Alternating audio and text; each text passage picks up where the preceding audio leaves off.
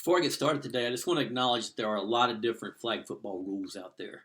And today we're going to talk about disrupting releases from receivers and something that you do in tackle football all the time and 7-on-7 football, and it can be used effectively in flag football as well. We understand that there is a restraining line often where a defender can't be inside of that. We'll address that here in a second. And also there's a rule that you can't rush the quarterback for a certain amount of time.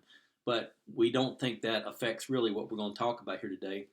And so you're looking at a defensive perspective on the play. All we've really done is taken one of our offensive 7-on-7 plays and flipped it so that we can look at it from the defensive perspective here.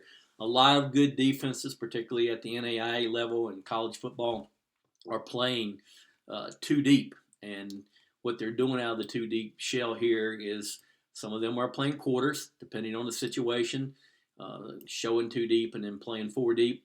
And then also what they're doing is disguising inside right here with this little triangle to where they're going to get the rusher.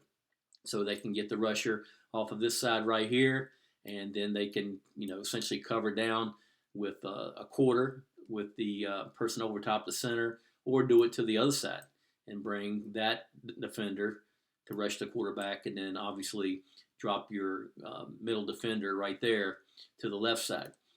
All the while being able to keep your 4 deep, 2 deep shell on the outside. Now, here's our point. Our point is you can play the same defense right here, keep your 2 deep shell, and you can also take these defenders right here and play them over top of the slot receivers.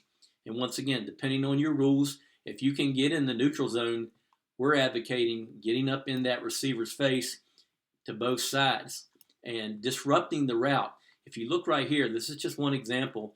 We've got a mesh, a drive type concept right here. And everything about offense, when you run these type of routes, and you're seeing them in 7-on-7, you're seeing them in flag football now, depends on the timing of it. They're looking to get some type of rub, some type of really where defenders are picking each other. But what you can do to disrupt that is never let it get started. This defender right here, if you can get up in their face and get your hands on them, stay in front. Obviously, you can't hold them, but put your hands on them, disrupt that release. Even if you have to play off, you can sit there and play off, all right, and catch that receiver, get your hands on them. Our contention is that you can do this and still be the rusher to the quarterback, because whatever league you play in, you have some type of rule, whether it be a clock or whether it be the distance that restricts you from coming right away. So what we're saying is, whether if you're one of these 2 slot receivers right here, get some work done before you rush the quarterback, and obviously that's going to help everything. Now, on the outside, same thing. Keep your 2 deep shell. People have been playing this with cover 2 forever. Funnel that receiver inside and get your hands on the receiver on the outside as well.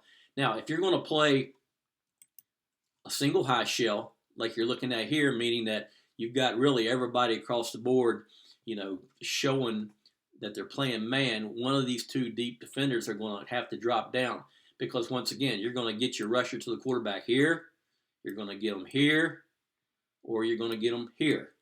And so when that happens, obviously the safety to that side, wherever you're going to get the rusher from, is going to have to drop down and either cover the slot or the center, depending on who rushes the quarterback.